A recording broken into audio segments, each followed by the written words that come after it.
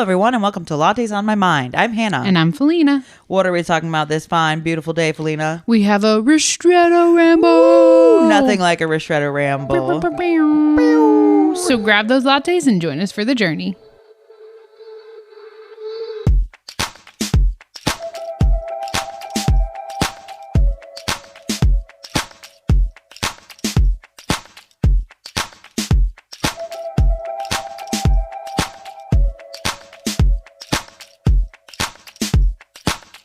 How the heck have you been, Hannah? Oh, I knew you were going to ask me that. I'm starting to catch on after 75, whatever we were at, episodes. 73? 73, maybe. Well, how the heck we're doing? We're actually recording on the weekend. On our supposed designated day. Yeah, and we have coffee. Coffee, guys. It's whoop, whoop. Wow.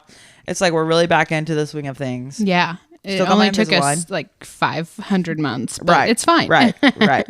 We'll see. We'll see how it lasts. We've done it. My Invisalign is showing because it's a new one. That's okay. I really don't think your Invisalign is showing as much. And again, now you're going to mess up more because you're thinking about it. I always do. Whenever I record a Marco Polo or do the podcast, I start thinking about it. Yeah. You get self-conscious. Yeah. Do we have a dog of the week? Kelly? Do we have a dog of the week? You met one. Listen, we had a lot of dogs yesterday. We did, but some were not for adoption. No. No. Yeah. But they were still dogs. This is true. I met one named Abby Nibbles.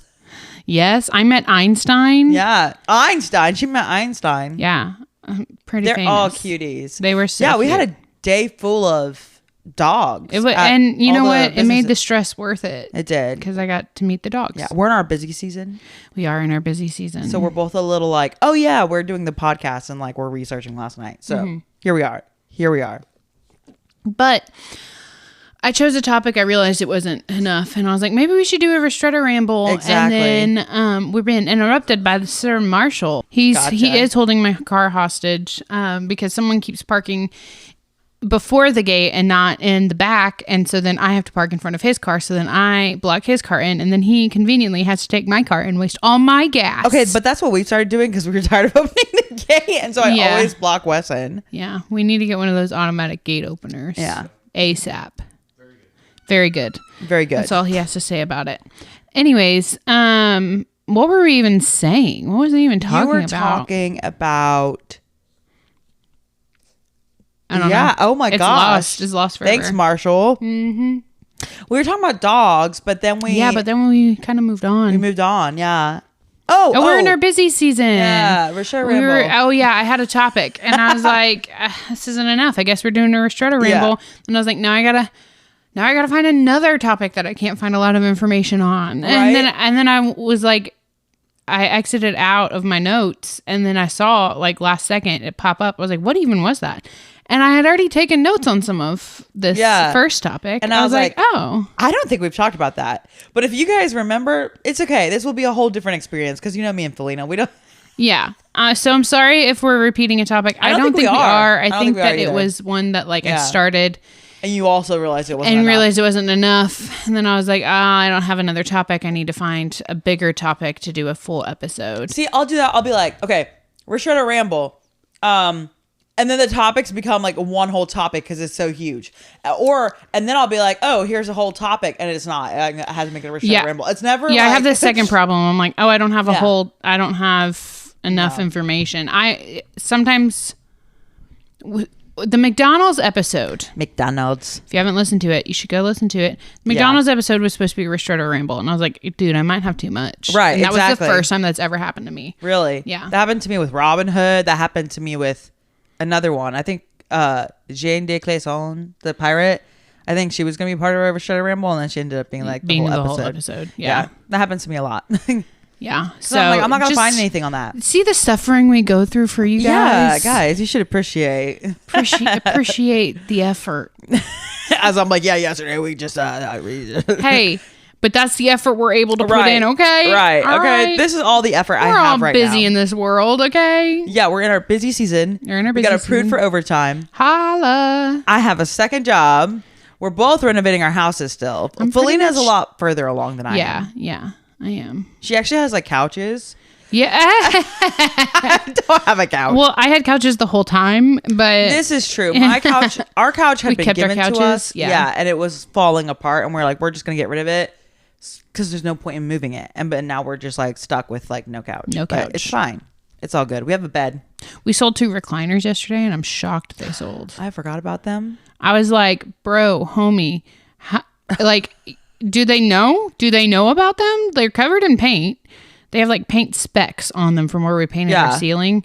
And I was like, they're covered in paint, and they have rips whenever you like recline them. The like bottom part rips open. And he was like, I was honest. I showed him pictures, and I was like, okay. And we got $50 out of those suckers. Hey, a piece? No. Oh, okay. Total. Well, yeah, I mean. But whenever we were like, we were trying to get rid of them. We were trying to give them away. $50 is $50 in this economy. I know. I said $50. And then Marshall was going to throw away a piece of mail, but then he was like, maybe check it out just in case. And it was $25. From what? Apparently I paid a medical bill, and then they told me I had not paid the medical bill, and then I paid the medical bill again. And then I said, oops. And so then they sent me back $25. Oh, I say figured out that mistake. $25 holla. $25 whole dollar. You made $75 profit. I made $75, and the lady had to Venmo me. So I made $75 in one day. The lady had to Venmo me. Yeah. for the recliners. Yeah. I see. Marshall doesn't have. He doesn't have Venmo? Marshall has Venmo. I don't know why he had me do the Venmo. You know what? I'm gonna have to ask him about that. Yeah, that's. I was like, wait, didn't you guys Venmo each other all the time? Sus. That's sus. Sus, dude. You know what else is sus? Oh, probably something you're gonna tell me about. Now, this one I struggle to say, and if I mispronounce it, just go with it, okay? That's okay. Tuskegee. Tuskegee. The Tuskegee. Tuskegee. That experiment. That was sus. Oh boy, this sounds sus, and yeah, homie was real sus. Am I gonna cry? I mean, I'll be sad. It's sad. It's sad. Yeah. It's sad what happened. So basically, it's a syphilis experiment. So, and you know, syphilis is pretty serious. She's pretty serious. What is the syphilis contain? Don't you like? Isn't that on Oregon Trail when you die of syphilis? Girl, syphilis is an STD. Oh. I thought it was like I totally thought it was like you're on the Oregon Trail and you die of syphilis. Like I thought it was one of those like cholera, red fever. What in the world? That's funny. Wow. That's funny. Hannah. Explain it to me then, Polina. Isn't it like the Oregon Trail? Whoa, hold on. You know, you die of syphilis. No, apparently not. Okay. Yeah, no, syphilis, it's STI now. Sorry. STI. Oh, sorry. Sexually transmitted infection. Whatever. I didn't know it changed. Yeah. It was very widespread. Right. It was becoming a serious issue specifically in poor rural. Look at me. I said our favorite word. Areas in the 1930s. Okay. So in the 1930s, it was starting to become a problem. So. Got to do something about it. From 1932, and now this lasted until 1972. Oh my gosh. The U.S. Public Health Service and the Tuskegee Institute, which is now Tuskegee University, Tuskegee. Just roll with it. We'll call it Gee. Yeah, sure. Gee. They enrolled 600 African American men from rural Alabama in an experiment. And so this started like in the Great Depression. Yeah. Right. 1932. All the way to the 70s. Yeah. Gosh. Yeah. So they recruited 600 men. Out of those 600 men, 399 had syphilis and 201 did not. Those 201 served as the control group. Right. Okay. But 399 of them had syphilis. Yikes. Which is wild. They were, again, mostly poor, uneducated sharecroppers from Macon County, Alabama. The researchers, the people running the experiment, were shady. Boy, were they. Because they did not tell them that they had syphilis. They didn't know? They did not tell them. They didn't know they had syphilis. Mm-mm. Oh my God. Instead, what they said was, you just have, quote, bad blood, which was a common like term for like it was a very vague term, but it was a common term for like a variety of illnesses. I didn't know they were still saying that in the 30s. Like I've heard of that. Like we've talked about that in medieval times, like when they're leeching people and all that stuff because they had bad blood. Yeah. No, what? They're still talking about this in the 30s? Yeah, they told the men they had bad blood and that they needed to be treated. You've got bad blood. Yeah. Like, but they didn't tell them it's syphilis. Awesome. Yeah. First step complete. Good idea. Well, because you sit there and you think like, what? Like, okay, so you're enrolling in an experiment, but why? Why? You got bad blood. You've got bad blood. No, they were promised free medical exams, meals, and burial insurance because you're in a medical experiment. That would scare me. However, they were not treated for syphilis. Okay, what? So they just what? Not only were they not told they had syphilis, but they were never treated for it. Did they have the treatment? In the 40s. So they developed. They developed a treatment, but they did not treat them. Oh my gosh. That's literally my next point. Even after penicillin became the standard treatment. Oh, really? An effective cure in 1947 for syphilis, the researchers intentionally withheld the treatment from them until like for over 25 years, like later after that. Like were they in this like program or like in this research group for that long? They were in the research group from 1932 to 1972. Oh gosh. Yeah. Not only that, but the men were actively prevented from seeking treatment elsewhere. That's messed up. That's definitely against some medical. Oh, it's so against. It's like, hey, which I would understand if I was in the experiment, them not wanting me to go seek treatment for something else somewhere else because hey, that might affect with the experiment. But you need to disclose all this information, and but you're not telling them they have syphilis, and then on top of that, you're not treating them for syphilis, right? So not only were they told not to go seek medical treatment, but then the doctors in the area of the study that they were performing the study in were like, they were basically told, hey, you're not allowed to treat these people. If this patient comes in, you have to send them away. Are you serious? Because they're a part of this experiment. Oh my God. So even if you were like, screw this, I'm going, something's wrong, doctors were told not to treat you. That's so messed up. Right? Like, you can't I thought you couldn't refuse. Maybe that's why. Like, how long has that been in place? Like, you can't refuse. Started a lot of stuff. Yeah. Well, and they're getting medical treatment. Right. In quotation marks. Yeah. Treatment. The doctors probably didn't know what was happening and that information was being withheld. Right. Withheld. You know, whatever. The past tense of that. Yeah, that's just weird to me. Like I thought you couldn't just be like, no, and refuse service. Like if someone is, I don't know. Well, I'm confused. It's not that they were refusing service. They knew they were getting service elsewhere. Okay. And they were told, hey, this will mess with our study. You can't treat them. I mean, yeah. So like if they come to you, you have to send them back to us. That's wild. Yeah. That is wild. It is absolutely wild. So since they were not treated for syphilis, many of the participants died of syphilis, like from syphilis. And they could have, or as complications. Right. They infected their wives. Not just their wives. Right. For the unmarried one, anyone they were having sex with, infected. That's what I'm saying. Like, you're not disclosing that, and then they're going and getting other people. Yeah, unknowingly. Syphilis. Yeah, unknowingly. Not only did they infect their wives, but they also passed the disease on to their children. Mm-hmm. Their unborn children. Mm-hmm.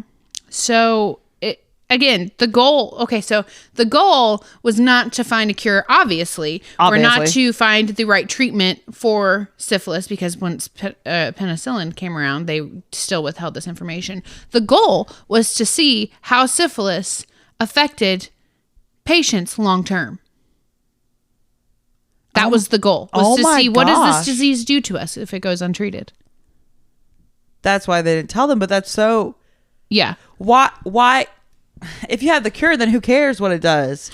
Yeah, they wanted Stop to see... it. Yeah, Stop it. They wanted to see what it did to the human body. Didn't we already know that, though, kind of? Not to the full extent. Well, no, but like, if you know people are dying of it, then like, why do you need a study? Just give the cure. Exactly. Especially you know what I mean? Like, well, I understand them wanting to see how it progresses before the cure came along. Yeah. But then the cure came along that you don't need to do that anymore. Yeah. You can stop the study and treat your patients. Exactly. I'm just saying. Case closed. So in 1972, you might be wondering, how'd they figure out about this? Yeah. How'd they? 1972, which is so scary that it happened this way, because you have to think, like, if this person had not come forward, never would have known. When would they have ended the study? Right. Like, would it still be going on? Until everybody died off? Right. But then, like, their wives and children had it. So, like, what the heck? So it's just generations now. Yeah. So Peter Buxton. He was a public health service employee, and he was the whistleblower. So he leaked the story to the press. We love a whistleblower. The Associated Press published it, and then that triggered national outrage, because they were like, what the heck? Like, what? Why are we doing this experiment? Why were these people not told? Why are these people still not being treated for this? Right. Like, this is absolutely, first of all, racist. Second of all, immoral. Like, it's unethical. Yeah. Like, what are you doing? Immoral, unethical, racist, all the above, everything wrong. Yeah. Like, how could you do that? Yeah. How could you, like, willingly, like, watch someone suffer from this disease, like, knowing you have the cure? And something just like penicillin. Yeah. So yeah, I feel like easily available to people. What the heck? Yeah. So I almost called it penicillin. Penicillin.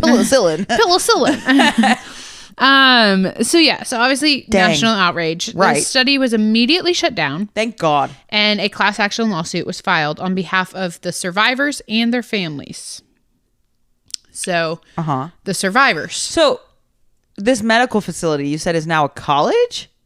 So it was the U.S. Public Health, whatever, and then the Tuskegee Institute, which is now Tuskegee University. Okay, so they're like yeah, they were partnered. They changed together. the name. Yeah, they changed it. They said we got to change. We don't want to be associated with that anymore. Yeah, nobody will come to us. Right, we will shut down. Right. Yeah. So crazy. In 1974. Okay. The U.S. government reached a $10 million settlement and promised lifetime medical care to the survivors and their families. Okay. So that was nice. That's nice, but yeah. Well, $10 million for each? You should treat, I don't know, a $10 million settlement. Because $10 million between 600 people ain't that much. Well, whoever's left of the survivors of their families. It's not the families several could have died already. Yeah. And they probably did, because they had syphilis for 40 years. No, 30, 40 years. 40 years, yeah. What happened to the men that didn't have syphilis?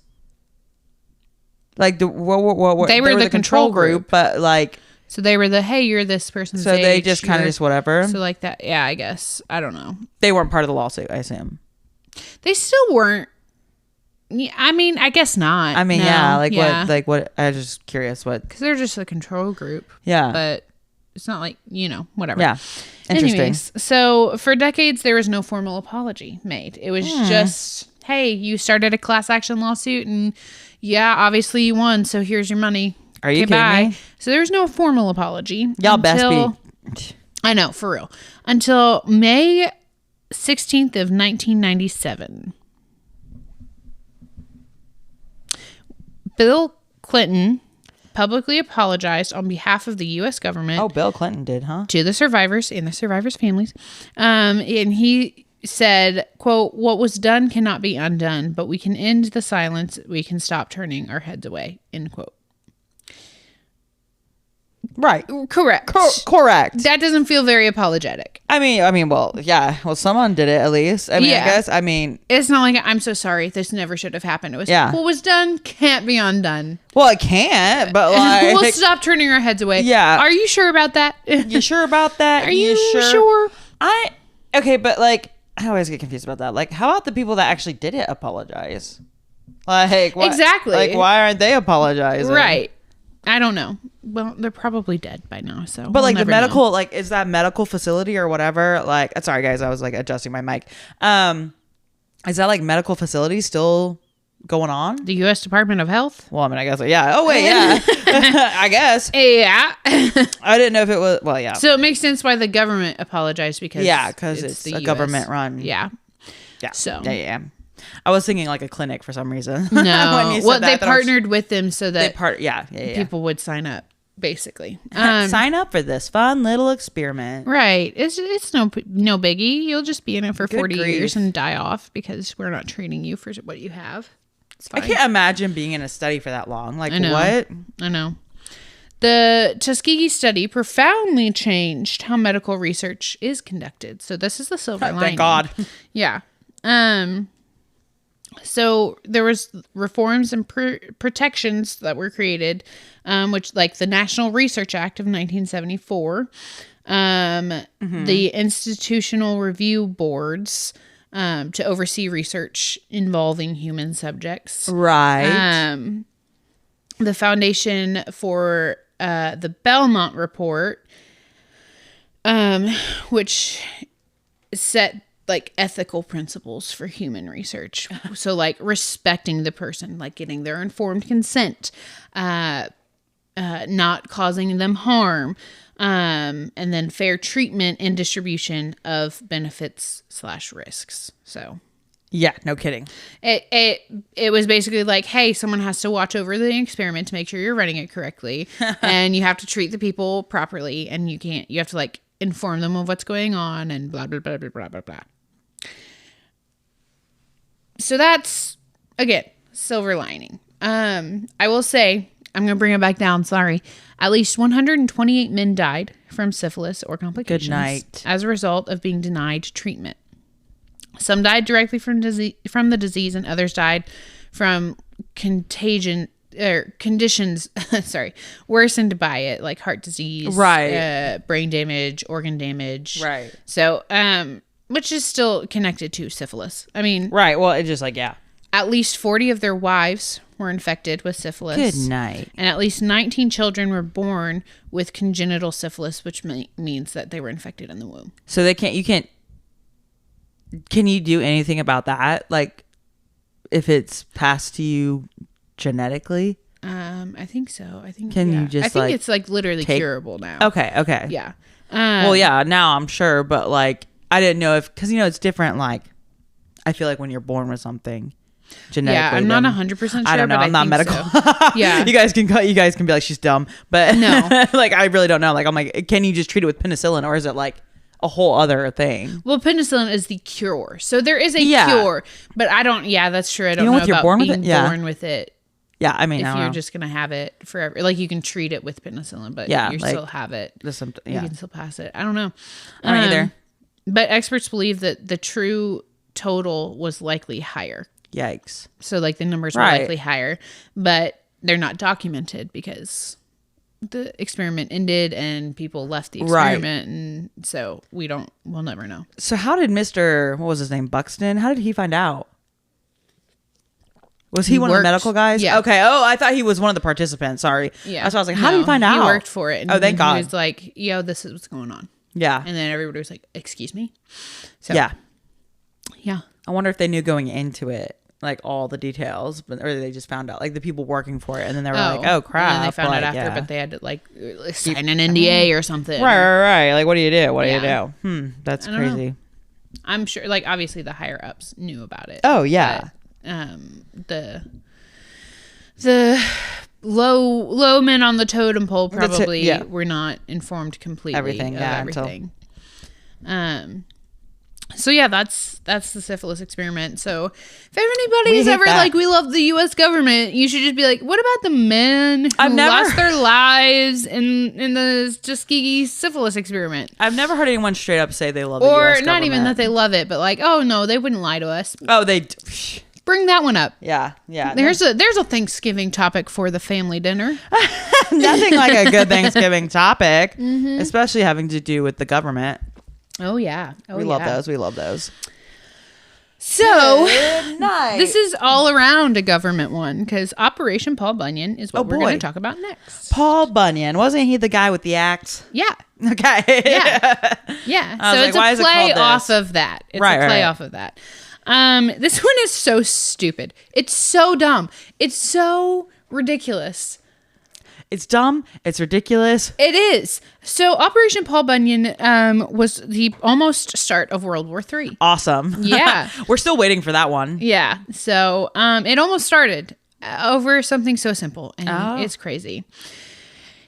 On August 18th, 1976, so just after the syphilis experiment, maybe that's what brought about the beginning of World War III. Maybe. So August 18th, 1976, at the Joint Security Area inside the Demilitarized Zone, separating North and South Korea. So the border of North and South Korea, there's a demilitarized zone, and that's where we're at in the Joint Security Area. Not a good place to be.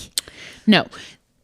The key here is joint security area. So North Korea and South Korea are securing this area. Collab. Yeah. Yeah. Yeah. So that, like this is where it's like, hey. Yeah. Some shit can go down. Yeah. So a team of U.S. and South Korean soldiers went to trim a apparently popular tree. And they went to trim a tree? Yes. The reason they had to trim this tree is because it blocked the line of sight between two of the United Nations command centers.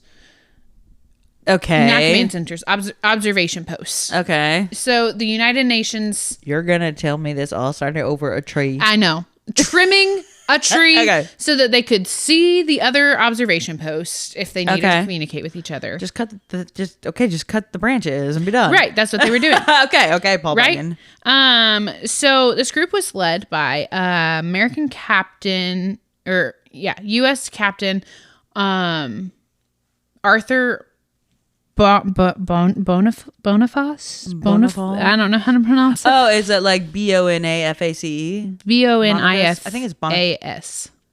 A.S. Boniface? Boniface? It might be Boniface. Okay, so Arthur B. Arthur the Aardvark. And First Lieutenant Mark Barrett. Okay, Mark and Arthur. And B&B. Okay. And B&B. Okay. Wow. So while they were working, they were confronted by about 30 or so North Korean officers. Okay. They were led, soldiers, not officers. They were led by Senior Lieutenant Pak Chul. He was nicknamed Lieutenant Bulldog by the United States troops for his aggressive behavior. Okay, good grief. So he was aggressive. If your nickname is Bulldog, we're just going to assume the worst. Yeah. So basically, Lieutenant Bulldog over here was not happy that he was trimming this popular tree. How dare they trim this tree? It's popular. Right. They want it to stay the same. So he ordered the United States and South Korean troops. Again, he's a North Korean lieutenant, so he has no authority over them. He ordered them to stop trimming the tree. Obviously, he has no say in what they do or not. So they were like, no, we need to trim the tree because the United Nations observation post can't see the other one, and that's a security risk. Right. So we're trimming the tree. And they weren't even like cutting it fully down. No, they were trimming it. They were trimming it at first. Yeah. So at first. Yeah. Oh no. So then they said, nah, bro. And they refused. So then he ordered the North Koreans to attack the South Koreans and United States soldiers with axes and clubs. Okay. Axes and clubs. So, why? Well, I mean, that's where it got the name. Paul Bunyan, I guess. And they were trimming the tree. But so they didn't have guns? I don't know. So he ordered them to, they attacked, basically. So Arthur and Mark Boniface. Sure. And Barrett, they were beaten to death. Beaten to death with the clubs? And axes. Oh my God. They were beaten to death. So 2 U.S. soldiers were killed in this joint demilitarized zone. Right. And several others were wounded, some worse than others, but like, you know, they were bad off, right? So they were killed. The event became known as the Axe Murder Incident. Because it was axes and gloves. Yeah. It is one of the bloodiest clashes between the U.S. and North Korean forces since the Korean War in 1953. I mean, yeah, I would assume. I mean, so which it's like, whoa. So something that's important is these two men died. They were murdered in one of the most volatile periods of the Cold War. Oof. So the U.S. was still recovering from Vietnam, and they didn't want to seem weak. So it was like, what are we going to do here? Gotta retaliate. North Korea was testing how far they could provoke the U.S. and South Korea. Oh, funny. Yeah. It's so funny. Yeah. Let's see how far we can provoke them, because they're still recovering from this. And we, like, if they're showing weakness, then now's our chance to strike, right? The Soviet Union and China were watching very closely because any U.S. battle would risk pulling them into a war. As it always does. Confrontation. So in Washington, people can't mind their own business. Exactly. They're always having to get involved in everyone else's other business. I know. They're all nosy. Right. So basically, Ford was the president at this time. Okay. And he and his advisors were like, what do we do? We should strike. We should not strike. We should whatever. Should we start something? Should we not? Yeah. So Secretary of State Henry Kissinger. Ooh, Kissinger. And Secretary of Defense Donald Rumsfeld. Everyone had much cooler names. I know. Kissinger. They were like, we could either do a diplomatic protest, we could do airstrikes, we could invade North Korea. Because I mean, 2 U.S. soldiers died. They were killed. Yeah, they were brutally murdered. So whatever. And Ford chose to not do any of those. Okay. What did he decide to do? He said, we're just going to show them our force. We're not going to attack because we don't have the resources to attack, which was smart on his part. I will say, yeah. Like, if you don't truly have the resources to attack, that's smart. Yeah. Well, I mean, especially if you're still recovering. Right. Like, Vietnam War, Cold War, like, it's crazy. There's been a lot of wars. There's been a lot happening. Sorry, I had to adjust a little bit. So instead he said, let's show force. And that way, maybe it'll be fine. We don't have to go into war. Let's hope. So they named it Operation Paul Bunyan. And it, again, August 21st. They named it after the lumberjack. The lumberjack guy, yeah. With the blue ox. Isn't there a blue ox in the Paul Bunyan story? I don't know. I don't know why. I don't know. But basically, the goal was to cut down the tree. Okay, so they were just gonna cut down their tree. Yeah. So well, wait, listen. Wait for it. They had to cut down the tree no matter what was happening around them. That's what they had to do. Oh, so okay. So they decided at 7 a.m. 23 engineers arrived at the tree and began cutting it down. They were escorted by 64 Korean and U.S. security troops decked out to the nines in gear, right? They were armed to the teeth. They were like, they were like, I dare you to shoot at me. Maybe with guns instead of axes and clubs. They didn't think they needed a gun. They were just trimming a tree. They were like, you know what? Try and cut me down with an axe.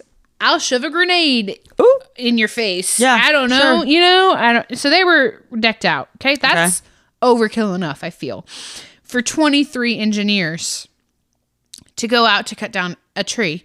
Well, I mean, 23. It takes 23 men to cut down a tree. I thought you meant how many troops there were. I was like, well, they're surrounding them. 23 men. That's overkill. Yeah, and then 64. Yeah. Soldiers decked to the nines. I feel like 10 max for the engineers probably would have been fine. Right, totally would have been okay. But no, it doesn't stop there. South Korean special forces were visibly practicing Taekwondo right by the site to intimidate the observers. So it's like, hey, if you start this, one, not only are you going to have to put up with these 64 we're gonna take you armed out. guards, Yeah. but then also we're going to be able to run right over and start taking you out too. Taekwondo. Like they have backup here. Okay. So that was that. Not only that, dozens of U.S. infantry and armored units positioned just outside of the demilitarized zone. Okay. So they were sitting on the border of the demilitarized zone, ready to just charge in there. Okay. Right? It doesn't stop there. It doesn't. Okay. F-4 Phantom jets and F-111 bombers were flying overhead the entire time. They were circling. Oh my gosh. B-52 Strato fortresses? Strato? I don't know. From Guam were armed with nuclear weapons, and they were circling nearby in a visible show of readiness. So they were showing that they were circling nearby. So we didn't have resources, but we had resources to do a little air show. Well, they called on like yes. Right. Yeah. But, so, and it's like, hey, this fighter, this Phantom jet might have stuff in it. It might not. We might not even be able to shoot you, but we're going to be there to intimidate. It's going to look scary. Right. So you would think, okay, wow, that's quite a bit. That's enough. No. Attack helicopters were hovering low over the tree line, ready to brrr. Ready to brrr. And again, that's not all. Oh my gosh. The aircraft carrier USS Midway moved into position off the Korean coast. They had a boat too? They had a boat too, ready to go with aircrafts ready to just pew. Why didn't I'm surprised that the North Korean people hadn't like tried to. Wait, was it even on there? Was the tree on the South Korean side? It was in the demilitarized zone. Okay, so it was in the shared. Okay, so like the no man's or what is it called? Yeah. So they didn't like make any efforts to like protect it after they kicked him out. No, they were like, we killed you. We've showed that we will kill you if you come after this tree. But and then the U.S. was like, want to bet? Right. Okay. That's not all, Hannah. Oh my gosh. And even after the boat? Even after the boat. What the? U.S. nuclear forces in the Pacific were placed and on alert. Okay. So here's the thing. Yes, that's overkill, but you're not even just like, we're ready for a battle, right? You're literally bringing in your nuclear power. You will start. You're willing to start a nuclear war over cutting down a tree.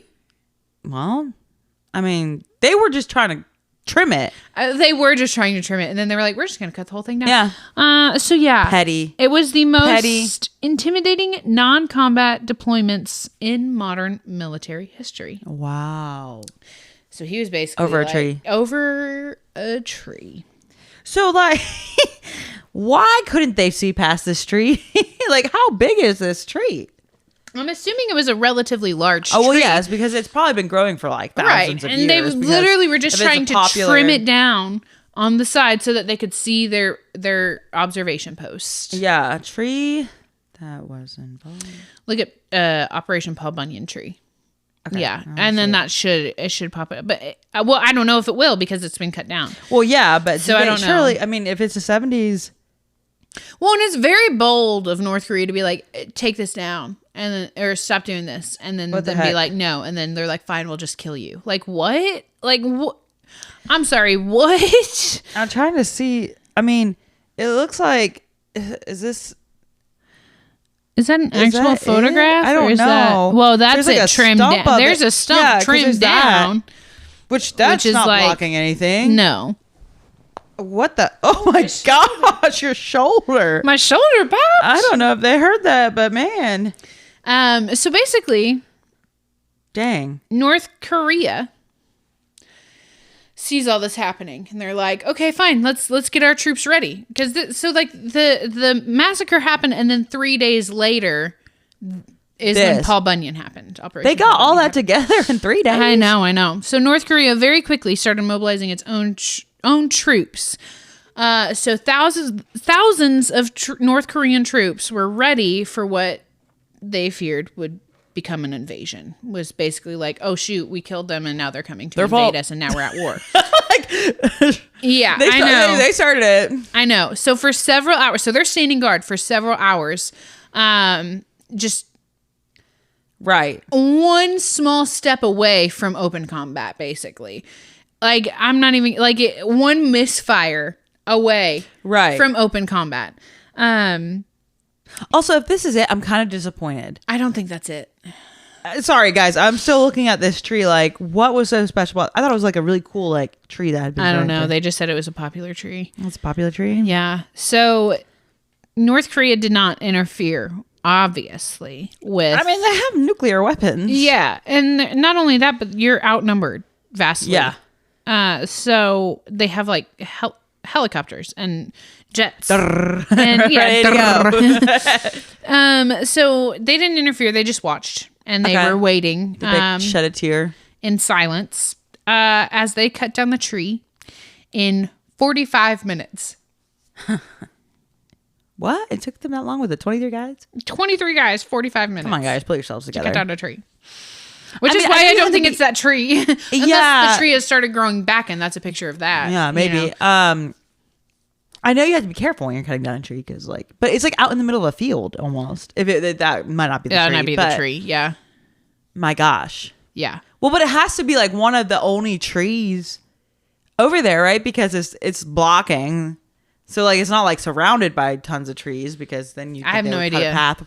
Yeah, I have no idea either. I have no idea. I don't know. All I know is it took them 45 minutes to cut down a tree, and North Korea is sitting there pooping their pants. Pooping their pants for 45 minutes, waiting for them to finish cutting down the tree and then start invading them, basically. Right. And so afterwards, the forces withdrew and went on their merry little way. That's it. Yeah, that's it. A few days later, the Kim Bulldog? Kim Il-sung? No, it's the guy who was running North Korea. Like the, yeah. Okay. Yeah, he sent a message through diplomatic channels expressing, quote, regret for the killings. Regret. Oh, just regret? Because your tree got cut down after that? Well, but here's the thing. North Korea never admits fault. And them expressing regret for the killings admits their fault. Yeah. So that was kind of a big, like... moment. Whoa. And then both sides slightly pulled back from the... Okay. Yeah. From the demilitarized zone. And then World War III did not start. And then World War III did not start over a tree. It will probably start over something even more dumb than that. It's so stupid. Because I was like, it was like, look into Operation Paul Bunyan. It's this almost start of World War III. And I was like, what? Well, what happened? It's got to be juicy tea. No, these soldiers wanted to trim the tree so they could see.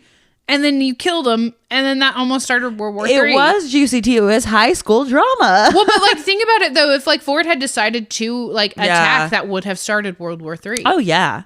But he literally, and he probably would have decided to attack had it not been for the fact that our resources were depleted. Well, because you said we had just gone through Vietnam.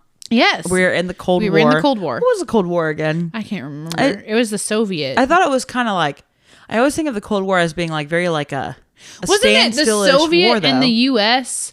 Maybe. It was the Soviet and the U.S. It was like the space race. It was? Well, because we talked about that in the moon landing. Yeah, right? we did. So it was the Cold War. They were basically, it wasn't like an actual war. They were just trying to showcase who had better power. Okay. It was a period of geopolitical tension between the United States and the Soviet Union. Yeah. And the respective allies from 1945 to 1991. Yeah.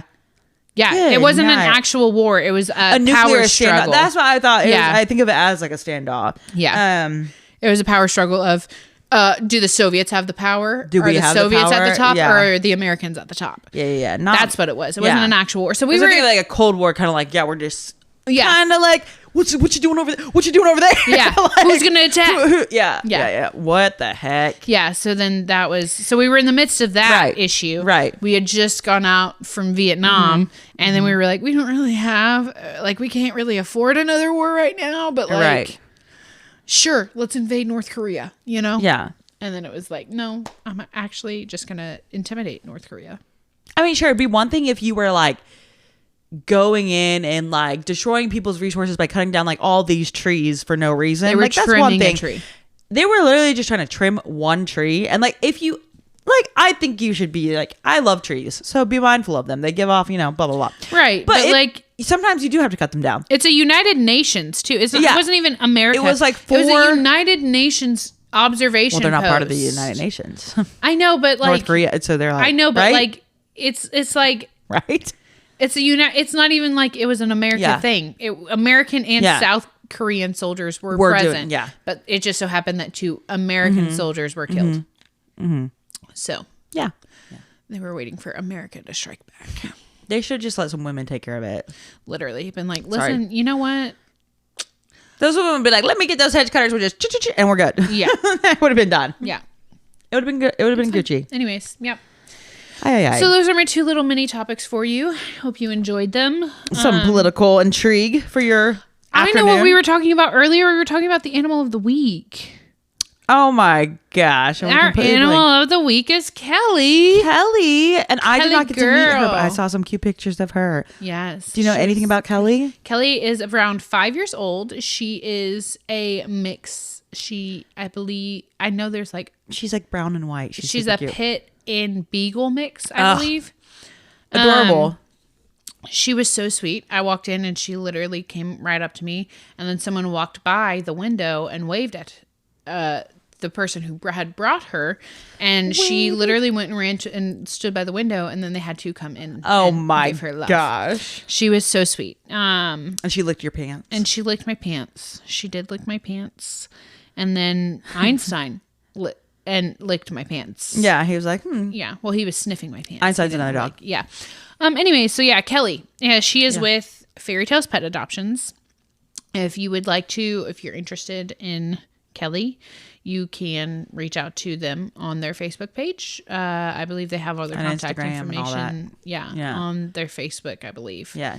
If you cannot afford or don't have the bandwidth for a dog right now, but you would still like to help out, bless you, sorry, Hannah, but you would still like to help out, then you can go to the Facebook page. They have an Amazon link.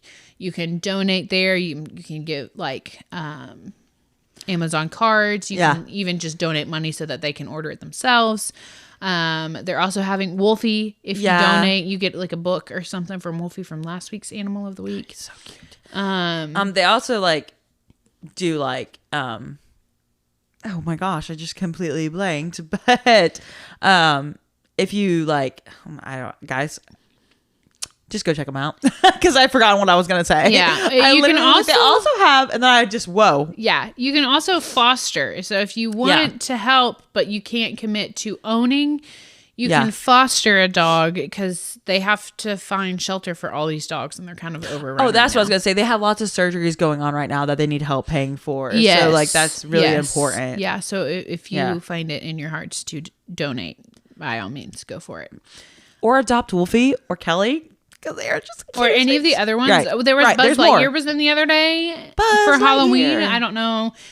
I'm sure Buzz Lightyear got adopted. It wasn't him either. I don't think it was actually Buzz Lightyear. I think they were just wearing a Buzz Lightyear costume. Oh, but his name is now Buzz Lightyear. Yeah, so I think that they probably got adopted because it's a small white dog, and they're so popular. Small white dogs are so, but. They have several on their Facebook page that need help, or they have also more that they're getting calls about and that need foster homes. So right. And if you, moving on to our little, topic, if you have any ideas of how World War III will actually start, let us know. You can reach us at lattespodcast@gmail.com or on Facebook and Instagram on Lattes on My Mind, or you can comment on any of our posts on Spotify, Apple, Amazon, Audible, or YouTube. Wow. I'm so proud of you. Thank you. Proud of you. Thank you. Yeah. So next time you go to cut down a tree, just think, am I going to start World War III? A conflict. Yes, indeed. And then you should do it anyways. Yeah. Yeah. But also, but don't get killed. Yeah, don't get killed. Watch out for those axes. If someone confronts you, you call the cops.